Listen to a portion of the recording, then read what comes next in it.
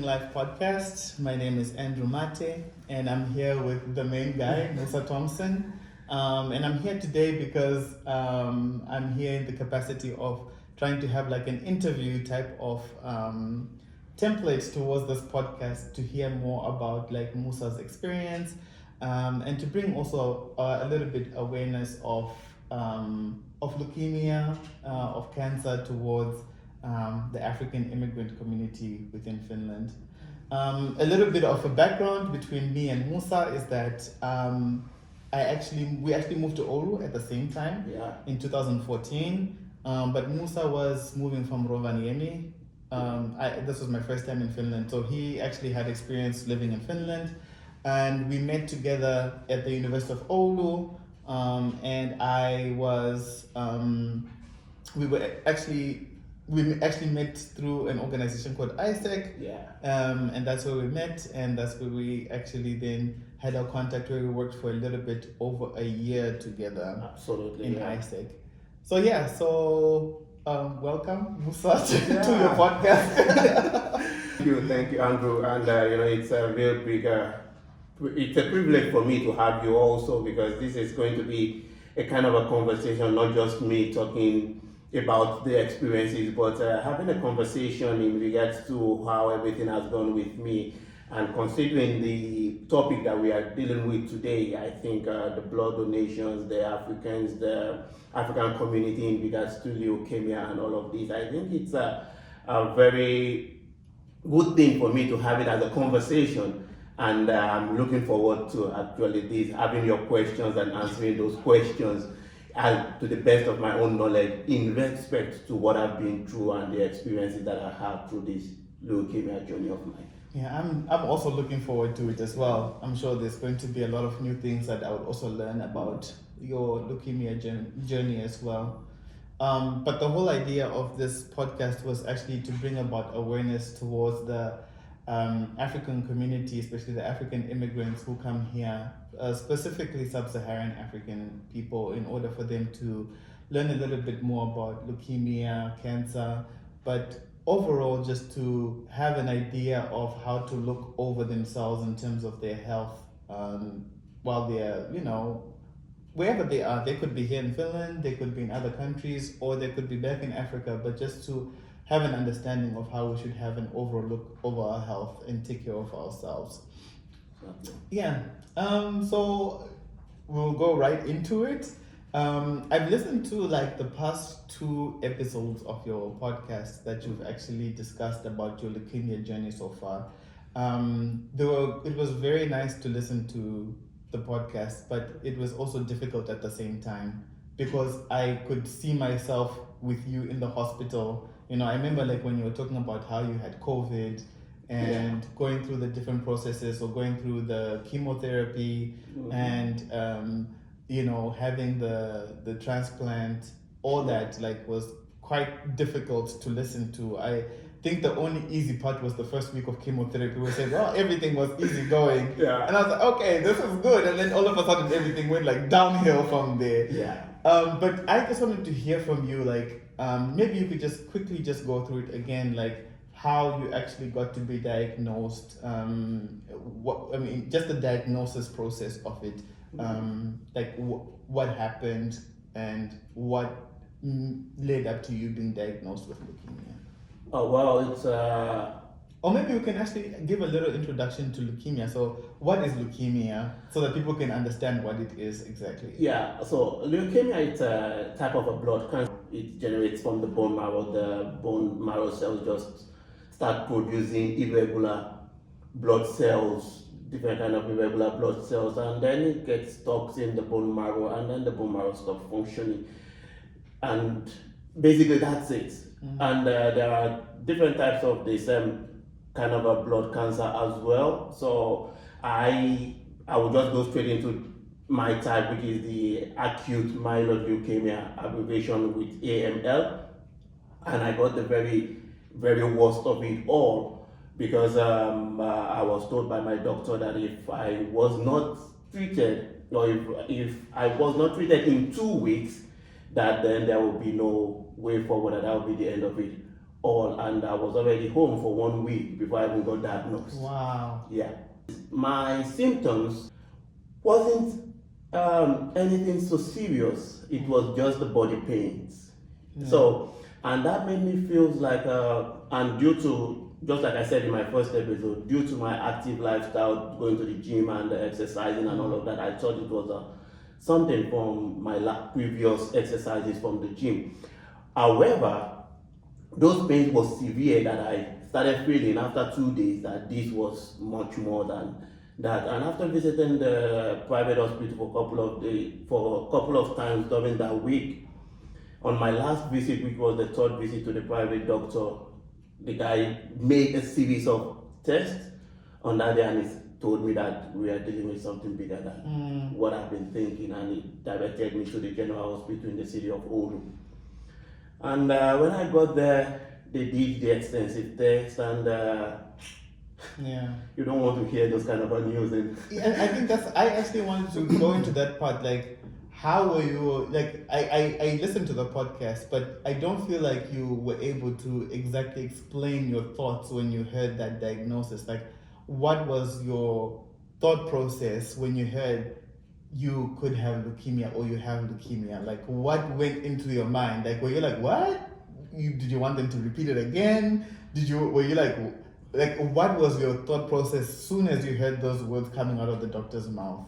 Well, the truth is, I don't even understand what leukemia is. Okay.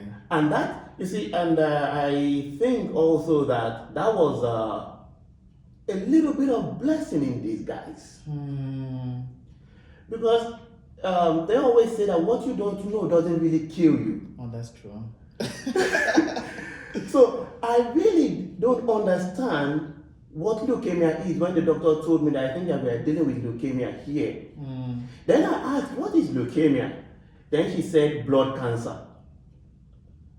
There's something strong. Yeah, cancer is always the word. But the word cancer got me struck, and I was like, no, I can't, that's not possible. This is just the body pains. And then I called my spouse and I told her that, okay, this whole body pain, the doctor said that we are dealing with leukemia here. And from her tone, because my spouse is a Finnish lady, she understood the word leukemia much better than I do. From her tone, I knew that It's something serious. it's something serious. Oh, wow. So, just coming back to that, did you doubt what the doctor had said? Because you had said that you just felt like it was pain. So you're like, wait, this is not true. This must be like a misdiagnosis of some sort. Yeah, I doubted it. Okay. And your wife, did she doubt it? Or was she like, because you said she sounded serious with the tone. So she agreed with the doctor. She accepted it. She accepted it. Yeah. Whereas you were like, no, this is body pains. Yeah, because the doctor wasn't giving me 100% assurance that this was dealing with. Okay. When she arrived, she was like, okay, 80% of the test results, blood test results are out, and I think we are dealing with leukemia here. I think was the word that she first used. Okay. That we are dealing with leukemia here. And on the basis of I think, I was telling myself that no, this cannot be true. But by the end of that Friday evening, when they took me to the cancer ward, I knew that it's happening. I knew that it's happening. Yeah. But funny thing, when I was listening to your podcast, you did mention that you were taking painkillers every day. Yeah. So for me, I'm like, isn't that a sign? Because for me, I take painkillers like very rarely. Yeah. So if I have to take painkillers every day, that's already a big sign for me that something is wrong. Well, actually, you see, that part of the painkiller was, I really should have, because the pain started on a Monday morning. And this pain, well, I've experienced pains from going to the gym and working out. But those pains from the Monday morning when I woke up, I knew that this is something totally different, because I couldn't even sleep. It's a constant pain that it's only painkillers that help, and it helped for a few hours, and when it stopped working, then the pain comes. But my type of lifestyle in the last 5 years, clean, healthy living, eating well, you don't think, or I would never think of something like that for myself or towards myself. And So eventually, because I couldn't go to work anyway, so I have to report myself to my boss. Then my boss has to ask me to go to the doctor to go and have it. And when I got to the hospital, and these are the things also that I talked about in the first episode, I pushed my own thoughts to the doctors that this is what I think is happening with me. So they recommended more painkillers. but by Friday, the pain was more severe than it. In fact, the pain got severe on Wednesday that I couldn't even move my legs anymore. Wow. Yeah, Oh. I was literally dragging when I walk. So on Friday when I go to the doctor and the doctor has to, now at this time I wasn't pushing these pains or what I feel like it is to the doctors, and I let the doctors do their thing. So when they took all of these tests and they saw that this is so it's I should have seen, or I knew that this was much more than normal gym pains anyway from the beginning. But thinking of something like leukemia on a Monday morning, Tuesday, Wednesday, no. Even on the Friday when they told me that I think we are dealing with leukemia, I still wouldn't want to believe it. And I'm asking not just to make it seem like you know that, oh, like you should have known, like you were drinking painkillers. I'm asking just to bring about the idea that we should listen more to our bodies. Yeah. And we will come back to that a little bit further on into the podcast. But like it's not like to say like, oh, you should have known, but it's just, oh, sometimes you just have to listen to your body, and those things will come out a little bit more out like later on when you really feel it that okay, something is definitely different. But I think it's a really good point, because if really I've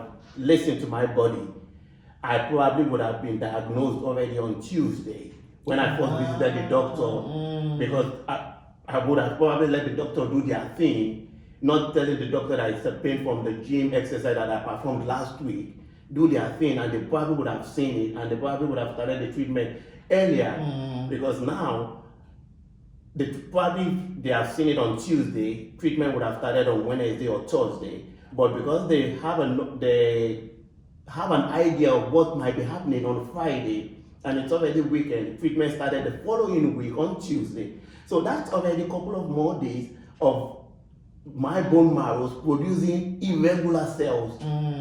So it's like 5 days difference of producing more irregular cells, which probably would have caused even more damage on the long run. So it's a very important point that you brought up, that when you start particularly in health issues, when you start using medications in excess more than what you are used to, then seek for help and seek for real help. I totally agree. Yeah. I think you should actually look for help and listen more to. And it's an African problem. We always believe that nothing is really wrong, I can manage. Yeah, I mean, coming to that, maybe we can discuss a little bit about that. Like, I don't know how it was for you growing up, but for me, growing up, whenever you were sick, you were just told to drink like ointments, like naturally made. You weren't allowed to take like pills or anything like that. And I remember when I would get really, really sick, like my mom would just say like, just rest, or take a painkiller here and there.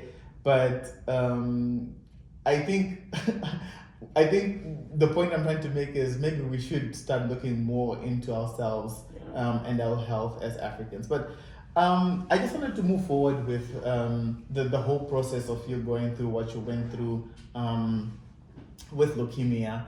And one thing I wanted us to discuss is early diagnosis. We talked a little bit about listening to our bodies, but what else do you think could help in order for you to be diagnosed early with leukemia? Well, sincerely, I don't know, because in my case, before the Monday, there was no symptoms. I had nothing. I was like really doing well. I was at my workplace the previous week, all through the week. So in my own case, I really don't know, and that's actually will bring me down to the healthy lifestyle. Because I think my body held on to so many things because it was in good shape. I understand. That it couldn't really, I couldn't really feel much of difference with whatever is going on with me. One thing is this that the doctor asked me when I arrived on Friday, and which they made emphasis also on the following Tuesday when they started the treatment, is that it was impossible for them to believe that at the time I arrived on Friday, I was not having bleeding of any sorts. Oh, wow. Not from the nose, not from my pool, not any sorts, that I was not having bleeding. Because that should be my first symptom, Yeah. even before that. Yeah. That, but just only body pain, that shows that everything that I've done within myself in regards to healthy living paid off a lot and actually helped them also to start the treatment early. So in terms of having something or having an idea or having the symptoms of leukemia beforehand, maybe with someone who has previous underlying health issues, such a person could have symptoms earlier enough than I do. But in my own case, I really didn't have anything than the body pain that I started having on that Monday. So there was no other symptoms, but of course, I think it comes down to the healthy living that I've had for many years before the symptoms itself. So I read a little bit about leukemia. Actually, not a little bit, a lot actually. And one of the things that I found is that they find it in the blood. So basically, blood tests. Had you been going for regular checkups each year, I don't know, blood tests having been taken or anything like that previously before you actually had to go into the doctor? I really like this question because 3 months prior to my diagnosis, I was on for a full checkup, full blood checkup, and I had the result on my phone, and I brought the results out on my phone and showed my hematologist when I was having my my first week of chemotherapy treatment in the hospital. That can you look at this blood test, and is everything all right in this blood test? Because this was just 3 months test before. And the guy was like, everything on this blood test 3 months ago was totally fine. Okay. That nothing is wrong with this blood test 3 months ago. So because it's for me it was it's part of the whole idea of living healthy. You have to really check yourself. You really don't. Because you move every day, I've understood that part doesn't mean that everything is fine. So just have a good checkup and see if everything is working as it should be working. So I do these tests quite often, and 3 months prior to my diagnosis, I had this blood test, which everything seems to be fine. But for some reason, which nobody really can say, but from some of my own findings, even though a lot of these articles that I read about leukemia doesn't say that this is the cause of leukemia, but most of them have a direction towards the deficiency of vitamin D in the body. Oh, okay. Yeah. Oh wow, I didn't know that. Yeah. Most of these articles have a deficiency of vitamin D in the body, and being an African origin as well, living in Finland where the sun hardly rises. So we need more of this. Do. I think also it's not just about, I think even when the sun comes out, it's not as intense as it is back home. So even though the sun comes out, it doesn't mean that you're getting the amount of vitamin D that you would with the sun back home. And I think that's one of the issues. But I actually didn't know that, and I think that's a very good thing to note.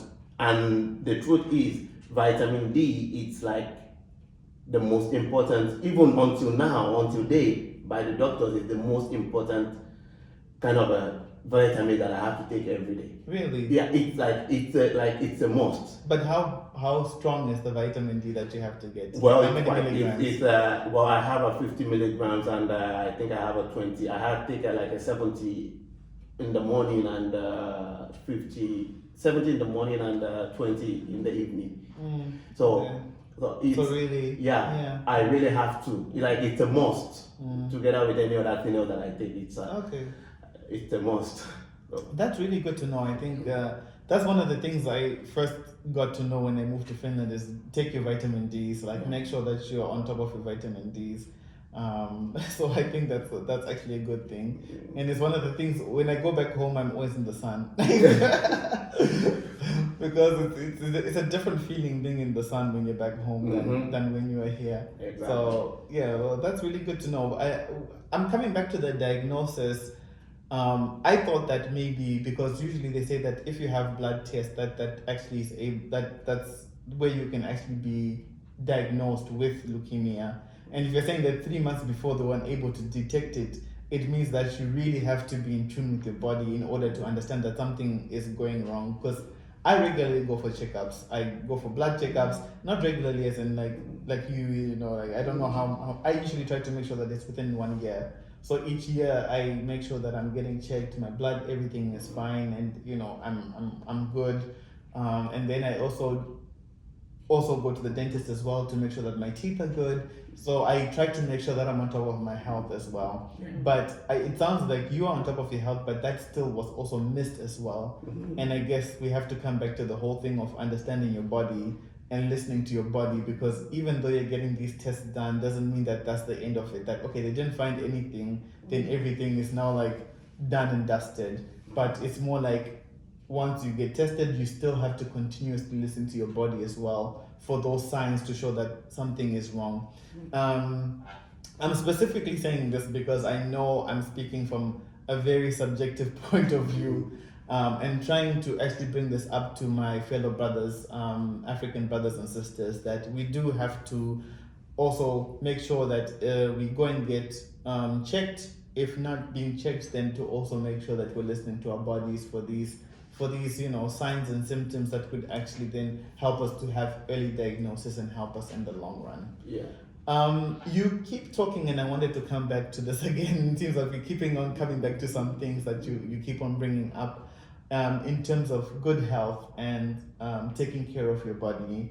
And I wanted to highlight that's one thing that you also talked about in the previous episodes, about being careful about what you eat, and also how to also work out to make sure that you're going to the gym, and not really going to the gym, but just to make sure that you're working out. Would you just go a little bit further to give like maybe ideas or give more clarity as to what that looks like? So when you talk about I eat good, what are the things that you could actually help our fellow brothers and sisters with in terms of eating good, and then also in terms of working out, what does that look like as well to help people so that when they do get diagnosed with these particular diseases, that they also will have the same advantage that you also had? Well, first and foremost, eating good is eating good. Everybody, I want to believe that everybody understands what eating good means as an Not adult. everyone. Well, you know, when it's healthy lifestyle start with the food. Basically, that's the first stage of healthy lifestyle, the food. If you eat healthy and you do nothing after that, I think you might still be, or not that I think, you should still be in good condition. So food is the most important thing. And as an African origin, we have so many kind of a food that we eat, which we really do enjoy, and which taste really, really good. But too much of it, it's too much of it. And we have to try to mix things up. And one of the things that I would encourage a whole lot of Africans to actually either reduce or stop. I still eat it, but maybe once in 1 month or thereabout, is palm oil. Okay. Yeah, I really do eat it a lot in Nigeria and in West Africa in general, and it's healthy as a palm oil. It has its own benefits also, but too much of it, because of the way it's been processed, causes a lot of harms to our body. So every Nigerian that I know just wants to cook with the palm oil, and that's one area that I want to encourage most of us to actually, first of all, at least reduce as much as possible. And another thing about this healthy living is we should also incorporate vegetables as much as fresh as possible, not boiled, not cooked, as fresh as possible into how we eat, into our food, basically on a daily basis. It's difficult at the beginning to adjust to this kind of a lifestyle, particularly when both or the family is all Africans. For me, it was a lot easier because I'm a Nigerian and my spouse is a Finn. So she eats a lot of vegetables. I want to eat a lot of my Nigerian carbohydrate and all of that food. And we started mixing things up, and it's got. But in the case whereby I'm a Nigerian and my spouse is a Nigerian, we just want to eat the Nigerian food and not incorporate. So these things are factors that we have to put into consideration. And surprisingly, because of my case, and because a lot of Nigerians knew how my lifestyle was in terms of activities, and it still come down to the fact that I got diagnosed with leukemia, a lot of them are actually changing their perspectives on how they live, how they eat, and how they do things. Because if it can happen to Musa, then it can happen to anybody. And to be honest, I also changed. Also, after listening to your podcast, I have been watching like what I'm eating now. So I feel as if it's not just those. I feel as if your podcast is helping a lot of people out there, because I also, if I change and other people change, I'm hoping other people are also going to start changing because of that. For me, I would say definitely I cut down on carbohydrates. I was eating a lot of carbohydrates. Carbohydrates are healthy. I don't want people to demonize them, but having too much of something like what you're saying with the palm oil can also be detrimental to our health, right? And I think like that's what the things. And also I have also implemented a lot of the healthy vegetables as well. A lot of them, like especially fresh ones as well. I try not to cook them. I try to have them as fresh as possible. I still feel like I'm on the journey. I don't feel like I'm like 100% there. I'm still in the process, but I do see the difference in how I was eating before and how I'm eating now. Another thing that I also have tried to do is reduce the amount of meat that I eat. There's other sources of protein that you can also get, which can also help you as well. So I would say meat definitely is one of the things that I would tell people to also reduce on. That would also help with their health. I don't know if you would like to add on that as well, or absolutely, the red meat especially it's something to reduce on, and of course for me, with this meat situation, red meat, chicken, fish, tuna, as good as tuna is, they also say tuna also in excess also has its own side effect also in the body. As good as salmon is, excess of it also has its own side effects. So it's a combination of understanding your own self and know exactly that, okay, this is the amount that I should have intake. It takes time to start understanding these processes, but at some point when you start eating, usually when you wake up in the morning, that's the first sign of how you've eaten the previous day. That's true. When you wake up in the morning, you can easily feel in your own body how you slept. And a lot of this feeling in the morning when you wake up comes from how you eat the previous day. So when you start paying attention to these processes, I'm feeling quite strong this morning, I'm feeling quite energetic this morning. Think about how you ate the previous day. Oh boy, I feel so heavy this morning. Think about how you ate the previous day. So when you start looking at these areas of your life, then you will start adjusting things. It doesn't happen in one day, really. And when you start fixing these things, then you know that okay, my body can actually manage to digest things, even if I eat it around 7 p.m., 8 p.m. well enough, or I can still drink tea at 9 p.m. Because the way all our bodies process foods are totally different from each other. So what works for me will not work for you, Andrew, and what works for you, Andrew, will not work for the third person. So we all really need to understand these things and start paying attention to it. And when we pay attention to it and we know that, okay, this is what really works for me, then you will know exactly how to eat, what to eat, when to eat, and all of these dimensions of food. And when you grab that, you will start having more energy to do more things, become more active, get in tune with yourself. The body starts feeling a lot much better. I will tell you the fact, about 2 weeks ago, I was still in the hospital receiving treatment, which lasted for like 2 weeks, which I lost about 8 kilos. But here yes, and here I am today talking as if nothing has happened 2 weeks ago. That's true. Yeah. And it's not, I haven't gone to the gym since that because I'm not allowed to because of my muscles are quite weak, even at this time, after losing 8 kilos. But the food that I'm eating, I stopped eating peanuts because I eat a lot of peanuts and I replaced it with cashew nuts instead. Okay. All of my vegetables have become fresh. The one that I really cannot eat fresh, I steam it to eat. So you just fine tune things and you realize that you have a lot of energy, a lot of strength, and the body starts reacting really, really well to this thing. So food is it's a very big factor. Yeah. I totally agree. And I would also mention reducing on fried anything. Yeah. Just you mentioned about the palm oil. Just add to that. But coming back to that, you talked about the food, but now we're talking about the exercise. So what is exercise? What does that look like in order to have like a healthy living? How do you think that it should actually be like? Okay, so I would say first, let's take gym exercise out of the whole question, because not everybody has this thing for gym, and gym for me it's just it increases your muscle mass, it fine tunes your body, it makes you feel a little bit more muscular, and that's what it adds, and of course the muscle strength also, which is a big benefit.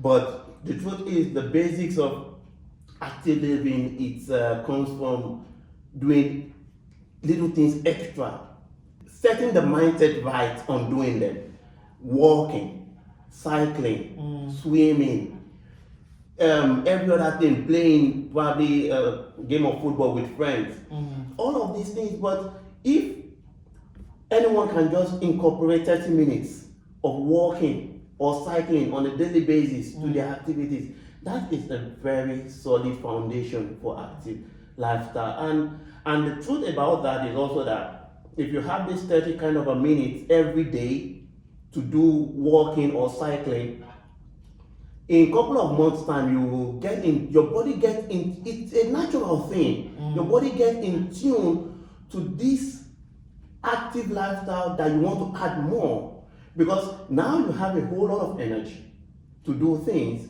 Then you feel like, okay, what you've been doing for 2 hours before outside active life, you can easily do it in 1 hour. You have more time to do things.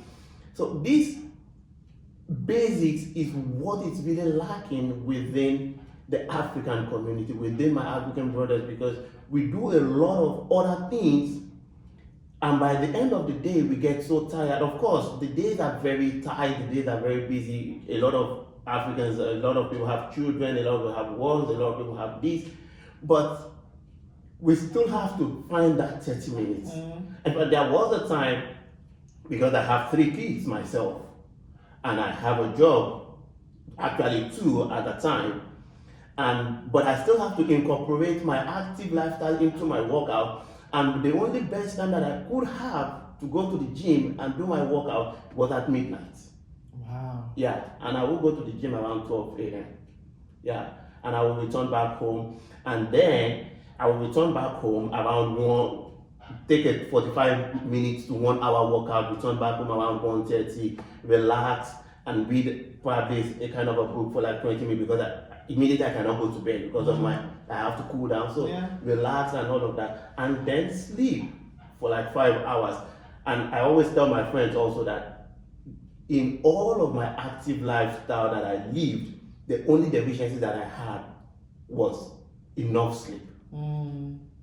Because any which way, it's a 24 hours that I have in the day, and it's covered by something all through. So sleep was the place that I took extra hours out, and that was the only deficiency. If sleep was the cause of my leukemia, if somebody could tell me that sleep was the cause of I would say, okay, fine, I agree. But nobody told me that. But sleep was where I took out about an hour or 2. So I always sleep between 5 hours, 4 hours, 5 hours, and weekends about 6 to 7 hours.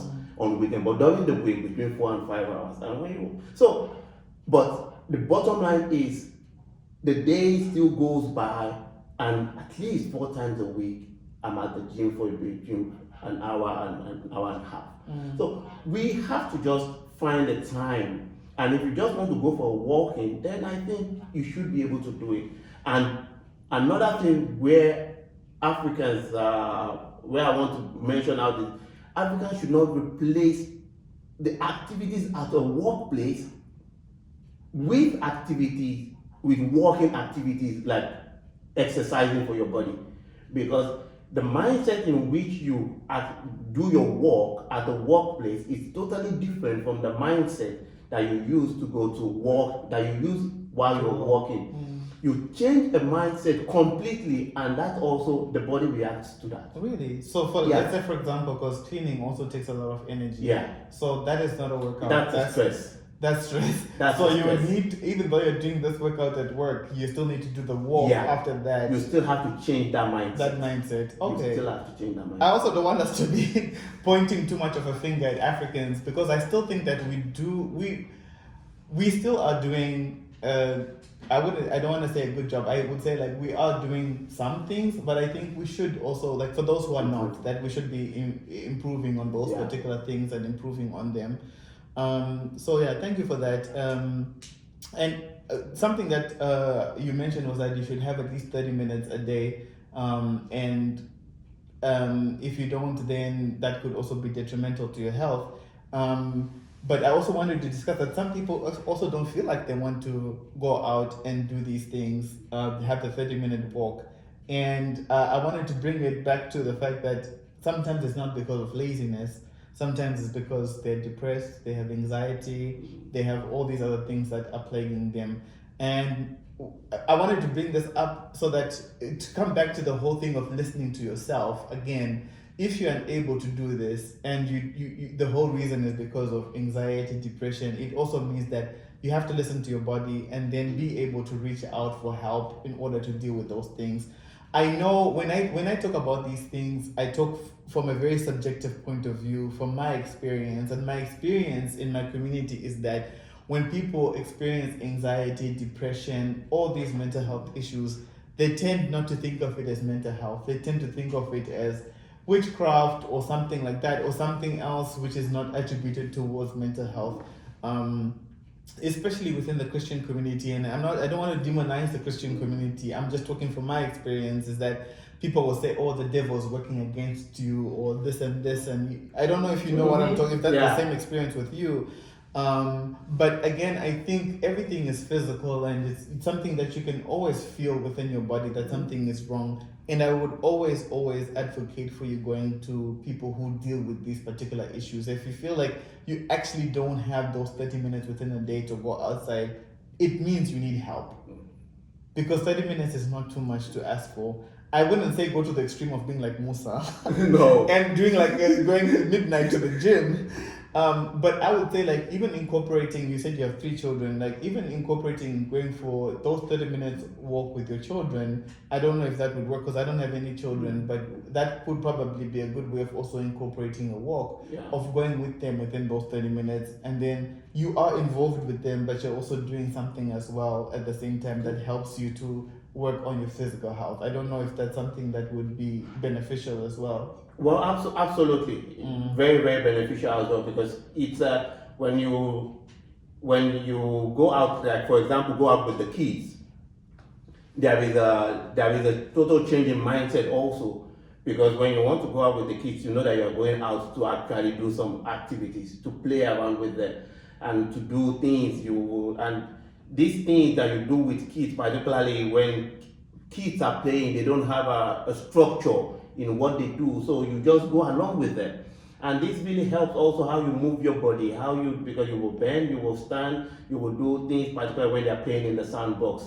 Using my kids as an example, you will bend, you will stand, you will run, you will do things. And at that point, you are doing all of this with a relaxed mindset, not with a stressed mindset. You are not doing it to get things done. You are doing it to have a fun with the kids. And that is the mindset of the activities that you are achieving here. And also, if you go on let's say for example, you have kids that are old enough to ride bicycle, you ride along with them. You are achieving so many things at the same time, having time with the kids, having conversation along with them, and at the same time cycling with the kids, which is good for you and good for the kids.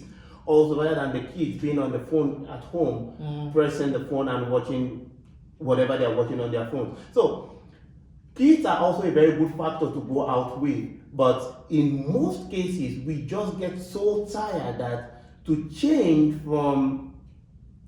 that mindset, because it takes a lot to be sincere. If you want to go out for a walk, you have to change clothes, you have to change shoes, you have to change mindset, you have to know that you are going, you have to be prepared. It's a lot, kind of a process. And this process, it's not something that a lot of people want to go through after a stressful day.